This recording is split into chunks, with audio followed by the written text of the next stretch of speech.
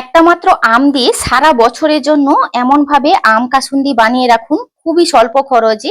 খেতে কিন্তু দোকানের থেকে অনেক ভালো ঘরে বানানো কাসুন্দি। দেখুন কাসুন্দিটা কত সুন্দর হয়েছে। নমস্কার বন্ধুরা, আমার চ্যানেলে আপনাদের সবাইকে স্বাগত। এই কাঁচা আমের সময় আম কাসুন্দি না বানালেই হয় না। তো আপনারা এইভাবে বানিয়ে সারা বছর কিন্তু নির্দ্বিধায় রেখে খেতে পারবেন।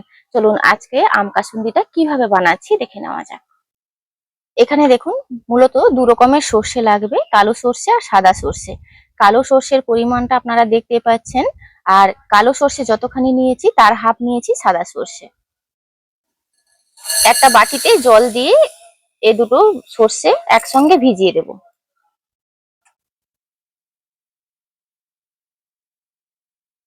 5 মিনিট এই সর্ষেটাকে ভিজিয়ে রাখবো। হাতে সময় থাকলে 10 থেকে 15 মিনিট ভিজিয়ে দিতে পারেন। সর্ষেটাকে ভিজিয়ে এক সাইড করে রাখবো। আম কাসুন্দি বানানোর জন্য একটা কাঁচা আম নিয়েছি।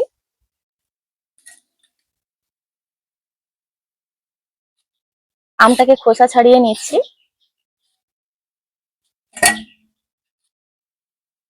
এইভাবে আমটা খোসা ছাড়িয়ে নিয়েছি।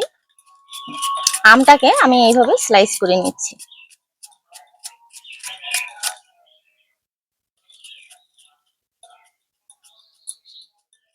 আমটাকে এইভাবে কিন্তু স্লাইস করে নিয়েছি। এখানে বেশ কয়েকটা আমি ধানি লঙ্কা নিয়েছি, একদম বাগানের টাটকা, কয়েকটা তুলে এনেছি। সর্ষেটা যে ভিজিয়ে রেখেছিলাম একটা মিক্সি জারের মধ্যে নিয়ে নিচ্ছি। আর অনেকটাই ফুলে উঠেছে সর্ষেটা।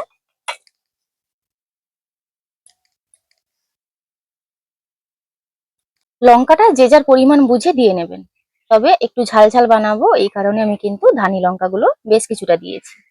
এবার দিয়ে দিচ্ছি স্লাইস করে রাখা আম।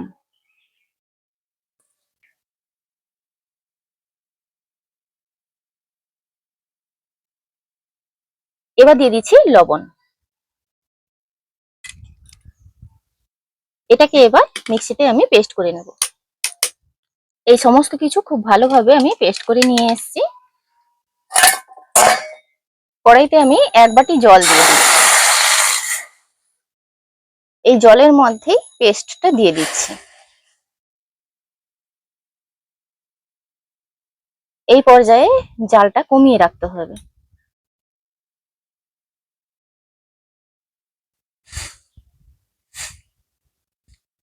খুব ভালোভাবে জলের সঙ্গে মিশিয়ে নেব, যাতে কোনোভাবে দানা না থেকে যায়, মানে গুটলি না থেকে যায়, জমাট বেঁধে যাবে জালটা বাড়িয়ে দিলে। এই পর্যায়ে জাল কিন্তু কমিয়ে রাখতে হবে। আর জাল বাড়িয়ে দিলে তেতো হয়ে যাবে।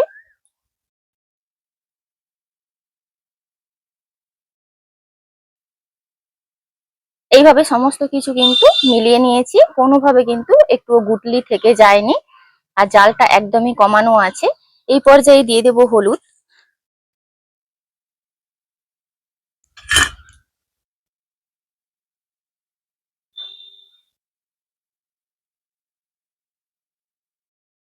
এক কাপ নিয়েছি তেল। কাসুন্দি আপনারা সবাই জানেন একটু ঝাঁঝালো, তো সর্ষের তেলটা দিলে খেতেও ভালো লাগবে আর একটা মানে ঝাঁঝও আসবে। সর্ষের ঝাঁঝ আর তেলের ঝাঁঝ মিলেমিশে দুর্দান্ত হবে।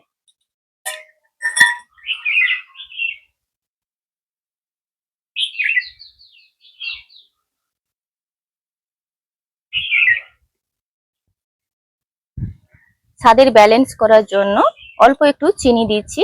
চিনি কিন্তু একটু কম বেশি করে নেওয়া যায়, যে যার পছন্দ অনুযায়ী চিনিটা দিয়ে নেবেন। আমি এখানে 1 টেবিল স্পুন মতন চিনি দিয়েছি।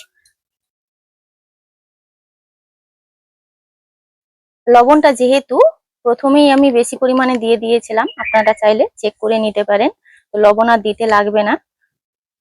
সবার শেষে দিয়ে দিচ্ছি 1 টেবিল স্পুন ভিনিগার। ভিনিগারটা দিলে পরে সারা বছর আপনারা এই কাসুন্দি রেখে খেতে পারবেন।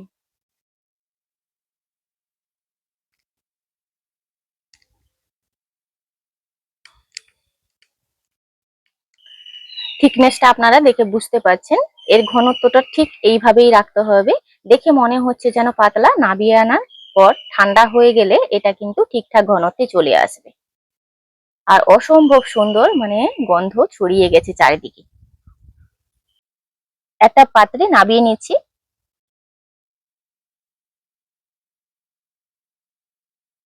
একটা মাত্র আম দিয়ে সারা বছরের জন্য এমন ভাবে আম কাসুন্দি বানিয়ে রাখুন, খুবই স্বল্প খরচে।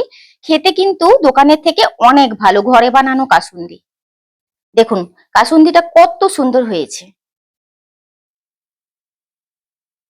তো আপনারা দেখলেন কত সহজে কিন্তু আম কাসুন্দিটা বানিয়ে ফেললাম। বাজারে যে কাসুন্দি আমরা কিনে খাই সেটা কিন্তু যথেষ্টই ভেজাল থাকে। আপনারা মানে বাজার থেকে যে কিনে খান তার থেকে অনেক ভালো স্বাদ পাবেন ঘরে বানালে। আজকের ভিডিওটি এখানেই শেষ করছি। দেখা হচ্ছে পরবর্তী একটা নতুন পর্বে। ভিডিওটি ভালো লাগলে লাইক শেয়ার কমেন্ট করবেন। আপনারা সবাই ভালো থাকবেন, সুস্থ থাকবেন, সাবধানে থাকবেন।